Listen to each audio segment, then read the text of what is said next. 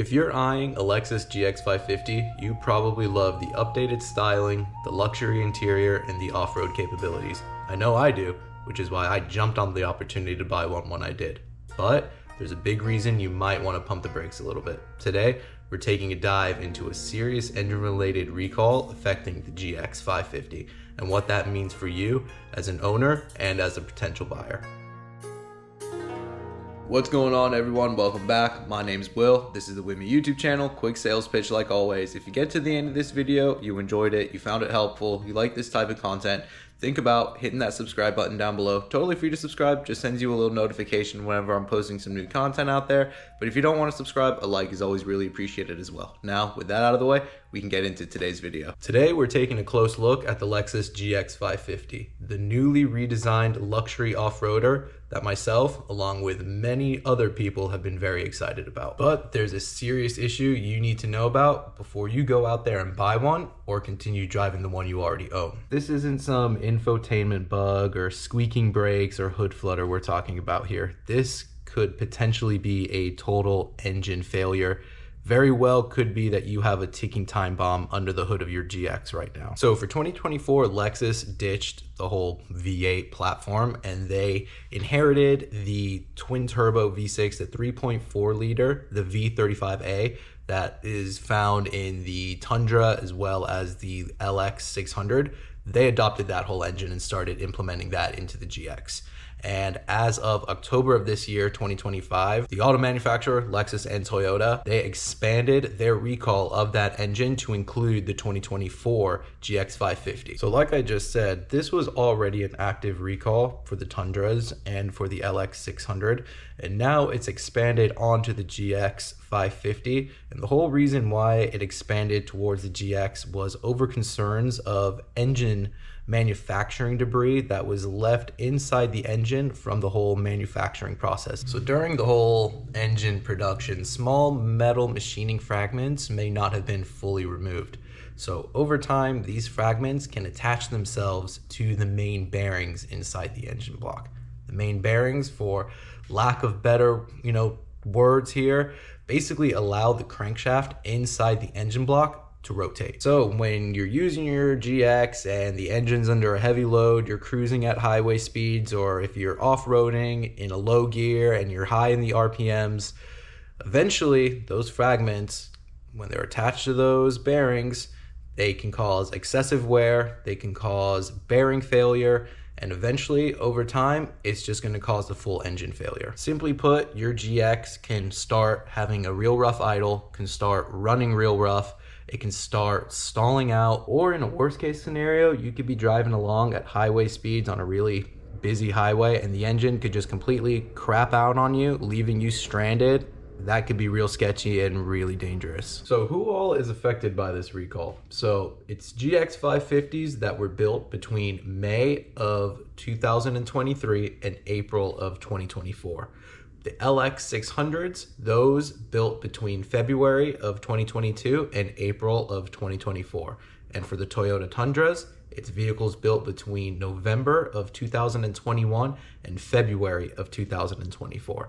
And another thing I want to be super clear about is that this is only affecting the pure gasoline engines of the V35A, not the hybrid assisted V35As. So the hybrid engines are totally excluded from this recall. So from the brief research I did by going on, social media with the Facebook groups and with the Toyota and Lexus forums, there's not much GX 550 info out there right now in regards to this whole recall process. I'm not going to say that there's none out there. It's just not publicly displayed on social media. So most of this information that I'm getting is from the Toyota Tundra forums, and the owners that are currently going through the whole recall process said it all started with the same symptoms that I mentioned earlier.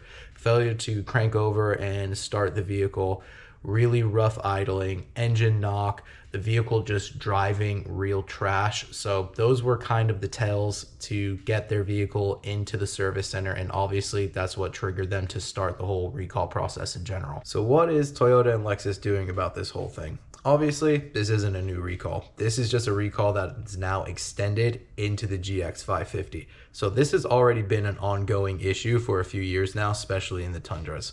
So what Lexus is offering now, and for any current owners out there, you've probably already got that letter in the mail. They are offering free inspection and oil analysis to all GX 550 owners. They're also extended this to the LX owners as well, and as well as the Toyota Tundra owners.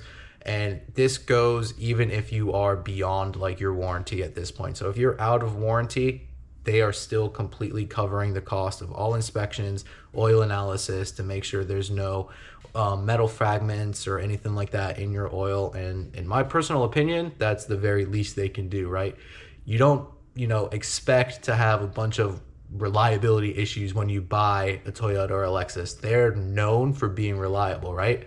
So the least they could do is kind of just warrant their work and stand behind their customers and cover the cost of all these inspections. So what should you do if you're a current GX 550 owner or if you're looking to purchase one? First thing you should do is check your VIN.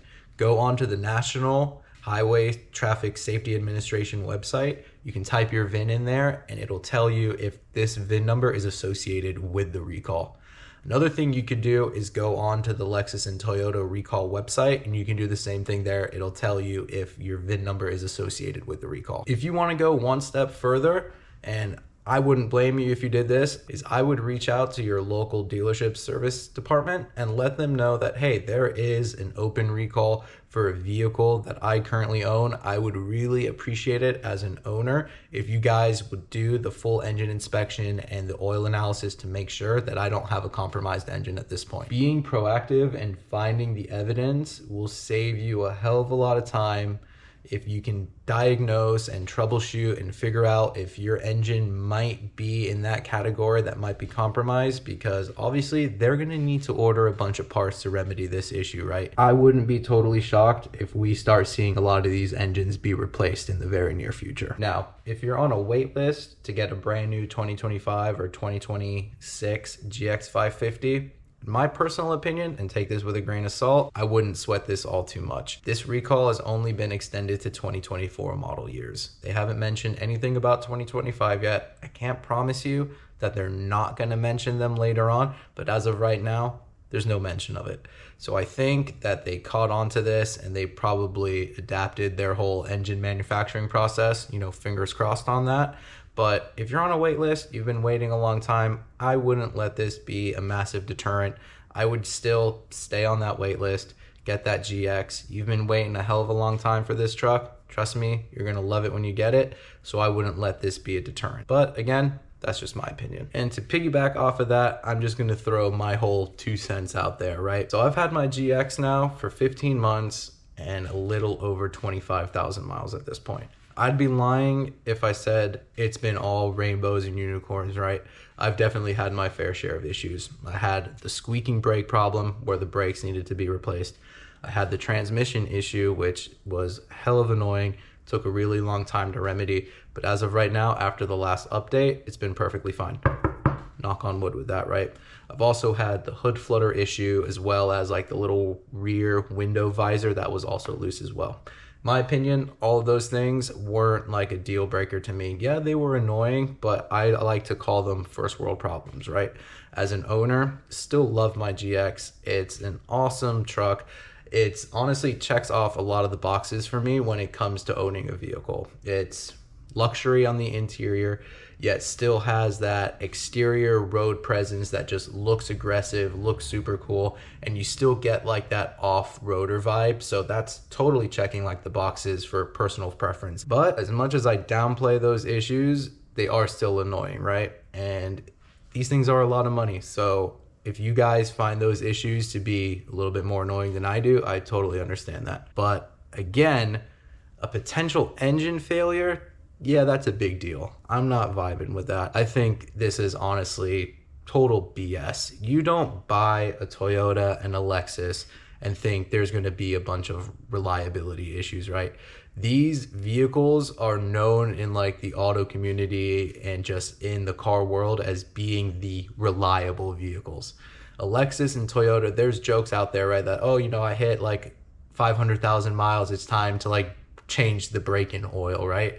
You know, these things are known for driving forever and running forever, just doing basic maintenance, and you know, they'll be perfectly fine. So to have all these issues as a GX owner time after time after time again, it's been real annoying. And at this point, you know, on my channel anyway, I've been fully transparent as an owner, right? It's just at this point, with a potential engine failure, it's kind of like a buzzkill. Now, I'm not going to say that I regret buying the GX, because I definitely don't. I love the vehicle. It's an awesome vehicle. It's super comfortable. I love driving it, and mine, in my opinion, looks crazy. It looks sick. I get so many compliments on that thing. But for what it's worth, with a potential engine failure, like I said earlier, it is a buzzkill. I am going to be doing the engine inspection, oil analysis. My GX does fall within those build time frame.